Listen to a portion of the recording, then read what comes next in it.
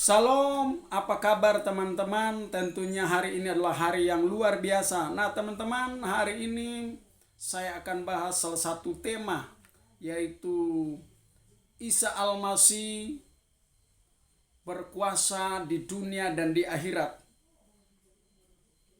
Nah teman-teman, sebelum saya bahas atau sebelum kita renungkan firman ini, namun sebelumnya kita berdoa dulu. Karena itu kita minta tuntunan kuasa Roh Kudus memberikan ilham, pengertian, sehingga waktu saya membaca dan merenungkan dan sahabat-sahabat yang sedang menyaksikan ini juga diberkati. Mari kita berdoa. Bapa, kami bersyukur dan berterima kasih sebelum kami membaca dan merenungkan firman ini. Kami minta tuntunan kuasa Roh Kudus menyertai, memberkati, sehingga waktu hamba baca dan hamba renungkan, hamba percaya Roh Kudus memberikan pengertian, ilham, sehingga waktu kami baca dan kami renungkan, bahkan para pemirsa atau penonton yang sedang menyaksikan, mereka diberkati dan bisa mereka mengambil hikmah, mengambil pelajaran apa yang saya sampaikan pagi ini, hanya di dalam nama Yesus Kristus. Haleluya, amin. Haleluya, haleluya. Nah teman-teman, nama Isa Al-Masih, sebelum saya membaca firman Tuhan ini, adalah Isa Al-Masih. Kalau di dalam bahasa Arab adalah Al-Masiyah, ya. Di dalam bahasa Ibrani adalah Mesias atau Mesiak, dan bahasa Yunani adalah Kristo atau Kristus, yang artinya diurapi. Nama gelar ini diberikan yang artinya diurapi. Nah teman-teman, sebelum saya bahas firman ini, kalau kita mundur sedikit, di dalam perjanjian lama itu, ya, di dalam perjanjian lama itu ada salah satu hakim. Dia disebut hakim dan juga disebut nabi, yaitu siapa? Yosua. Bukan Yosua, sorry. Samuel. Ya, Samuel ini diberikan mandat oleh Tuhan untuk mengurapi dua raja. Raja pertama adalah Saul, yang kedua adalah Daud. Nah ini adalah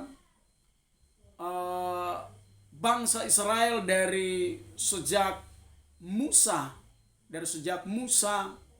sampai kepada Samuel, Yosua, baru Samuel. Ini adalah masuk dalam hakim-hakim, dan dia juga disebut adalah nabi. Dia mengurapi raja. Tetapi kalau Isa Al-Masih atau Yesus Kristus, tidak ada seorang pun yang mengurapi dia, karena dia adalah raja yang tertinggi yang sudah dinubuatkan di dalam kitab Yesaya, di dalam perjanjian lama, ya. Dia tidak ada satupun yang mewakili mengurapi, karena dia Tuhan. Dia diutus oleh Allah ke dalam dunia. Itu sebabnya tidak ada satupun yang mengurapi dia. Dia yang tertinggi. Nah karena itu, ini sebagai ulasan, sebagai penjelasan sedikit. Nah teman-teman, tidak sabar lagi, mari kita baca firman Tuhan di dalam Matius 28 ayat 18, 19, dan 20.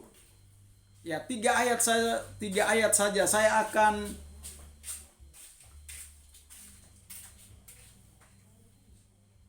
akan baca firman Tuhan ini. Ayat 18, Yesus mendekati mereka dan berkata, "Kepadaku telah diberikan segala kuasa di bumi. Karena itu pergilah, jadikanlah semua bangsa muridku, dan baptislah mereka dalam nama Bapa, Anak, dan Roh Kudus, dan ajarlah mereka melakukan segala sesuatu yang telah kuperintahkan kepadamu, dan ketahuilah aku menyertai kamu senantiasa sampai kepada akhir zaman." Haleluya, haleluya. ada 3 hal, ya. Ada 3 hal. Yang pertama adalah Isa Al-Masih diberi kuasa baik di dunia maupun di akhirat. Kalau kita mempelajari nabi-nabi atau para rasul, mereka diberi kuasa itu hanya ada kuasa, hanya ada di bumi, menyembuhkan orang, ya, dan lain-lain. Tetapi berbeda dengan gelar atau urapan yang diberikan kepada Isa Al-Masih atau pada Yesus Kristus. Nah, teman-teman, dulu saya penasaran, ya. Saya penasaran dulu masih di Muslim, saya mempelajari, membuat perbandingan. Siapa sih sosok Isa Al-Masih? Saya penasaran dan saya coba gali. Saya coba gali di dalam Al-Quran dan saya menemukan. Nah, saya menemukan di dalam Al-Quran 3 ayat 45, Isa Al-Masih berkuasa di dunia dan di akhirat. Ini luar biasa. Siapa sih sosok Isa Al-Masih? Siapa sih Isa Al-Masih? Kalau sedikit yang saya melihat, ada yang di youtuber yang lain, mereka atau saya melihat di Muslim, mereka membahas Isa Al-Masih ini adalah sebatas hanya sebagai utusan. Tetapi kalau saya melihat di sini, kalau saya mempelajari yang saya selidiki di dalam Al-Quran 3 ayat 45, Isa Al-Masih diberikan mandat.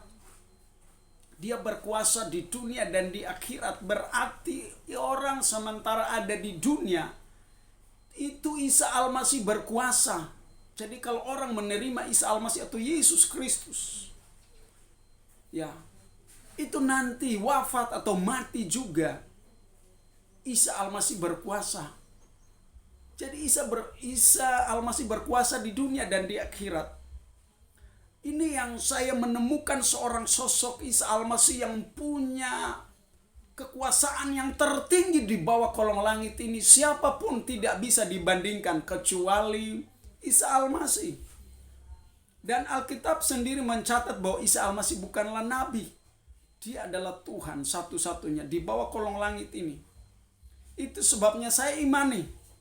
Dan akhirnya saya kembali kepada Kristen, ya. Nah, teman-teman, kenapa sedikit saya katakan bahwa saya kembali? Karena dulu waktu kerusuhan di Maluku Utara, itu kita dimuslimkan. Dan setelah saya mempelajari di dalam Al-Quran, saya membuat perbandingan, saya harus, mau tidak mau saya harus kembali kepada agama saya yang dulu. Karena Alkitab dengan Al-Quran itu justru menceritakan tentang sosok Isa Al-Masih. Siapakah sosok Isa Al-Masih? Tadi saya katakan bahwa Isa Al-Masih berkuasa di dunia dan di akhirat. Bahkan kalau kita pelajari tadi di dalam ayat 18, ya, di dalam Injil. Saya baca kembali, ya. Kepadaku telah diberi kuasa di sorga dan di bumi. Isa Al-Masih diberi kuasa di sorga dan di bumi. Nah, apa itu kuasa? Jadi di sini yang pertama, Isa diberi kuasa. Di mana? Di sorga, di bumi dan di sorga. Ya, Isa Al-Masih diberi kuasa. Jadi hal yang pertama, kita ada di dunia. Saya mengajak kepada netizen, kepada sahabat-sahabat, kepada teman-teman, jangan ragu, jangan takut menerima Isa Al-Masih atau Yesus Kristus sebagai Tuhan di dalam hidup kita. Kalau teman-teman ragu untuk menerima Dia, hati-hati loh. Kita hidup di dunia ini hanya sementara, hanya numpang. Tidak ada di bawah kolong langit ini yang menyelamatkan kita kecuali satu-satunya Isa Al-Masih. Ya, kita perhatikan. Yang pertama, Isa Al-Masih diberikan kuasa di dunia dan di akhirat. Yang kedua, di dalam ayat yang ke-19 saya akan bacakan. Karena itu pergilah, jadikanlah semua bangsa muridku. Ku di sini huruf besar. Dan baptiskanlah mereka dalam nama Bapa, Anak, dan Roh Kudus. Yang kedua, Isa Al-Masih di sini adalah berkata bahwa pergi ke seluruh penjuru, ke seluruh dunia. Beritakanlah bahwa nama Isa Al-Masih atau Yesus Kristus itu, kita harus menerima Isa Al-Masih atau Yesus Kristus. Itu yang pertama. Yang kedua, dia berkata bahwa dan baptislah mereka. Baptis ini, baptisan adalah baptisan selam, celup, bapto. Ya, bukan baptisan percik, bukan. Tapi saya tidak bahas materi ini. Ya, nanti di lain waktu. Yang pertama adalah pergi dan menjadi misionaris atau menjadi penginjil. Ini adalah amanat agung. Ya, sampaikan kabar bahwa nama Isa Al-Masih atau Yesus Kristus, perlu orang menerima itu. Ya, ketika mereka menerima, saya yakin, saya percaya mereka mengalami sukacita, damai, sejahtera. Ya. Matius 11 ayat 28 berkata bahwa Marilah kepadaku semua yang letih lesuh dan yang beban berat, aku akan memberikan kelegaan bagimu.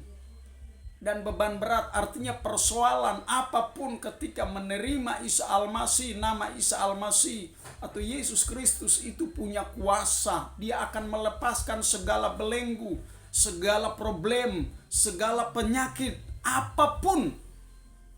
Tidak ada yang mustahil bagi Isa Al-Masih. Jadi saya mengingatkan sekali lagi kepada netizen, kepada sahabat-sahabat, percayalah Isa Al-Masih, terimalah Isa Al-Masih. Ketika ada penginjil datang atau para misionaris, percaya. Ketika engkau percaya, engkau sudah diselamatkan.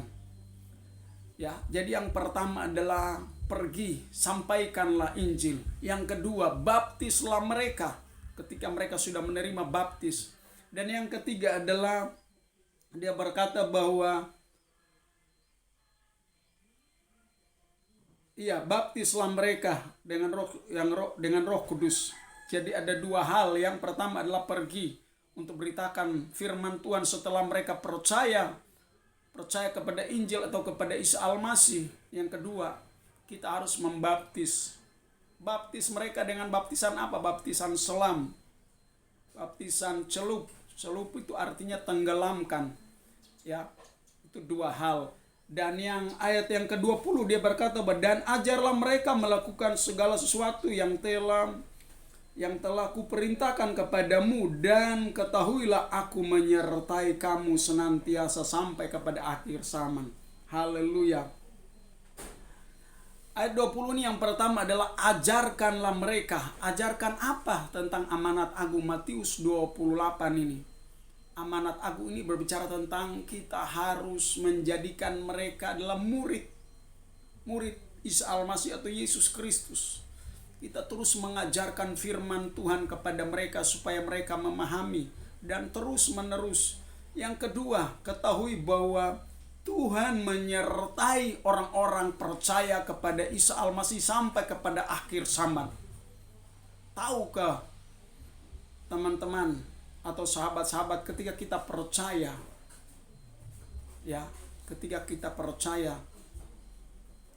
kita harus benar-benar menyerahkan hidup kepada Isa Al-Masih, kepada Yesus Kristus. Maka kehidupan kita, ketika kita percaya kepada Isa Al-Masih atau kepada Yesus Kristus, kita sungguh-sungguh kemanapun kita pergi dan berada, lawatan Tuhan itu terjadi. Tuhan melindungi, Tuhan membentengi apapun persoalan. Bahkan orang coba ingin mencelakai ketika kita ada di dalam Isa Al-Masih atau dalam Yesus Kristus. Kita ada di dalam covenant Isa Al-Masih. Serangan apapun kita dilindungi karena janji Tuhan, janji Isa Al-Masih, dia melindungi kita. Nah, saya yakin, saya percaya, biarlah kebenaran ini memerdekakan, memeteraikan sahabat-sahabat yang mendengarkan ini.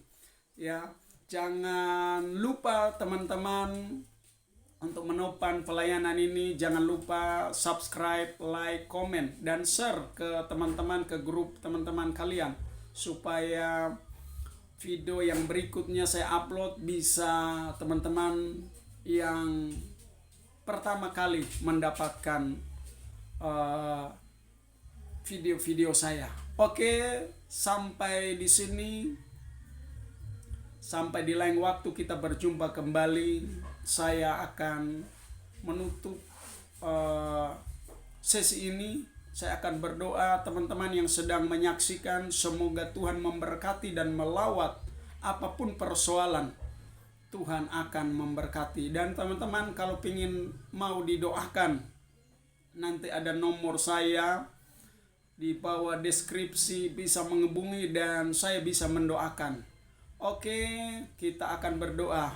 Bapa, kami bersyukur dan berterima kasih, hamba sudah selesai berbicara. Biarlah Roh Kudus mampukan memberikan pengertian, ilham, biar setiap pemirsa atau sahabat-sahabat yang sedang menyaksikan dimanapun mereka berada, mereka dilawat dan diberkati. Di dalam nama Yesus Kristus, haleluya, haleluya, amin.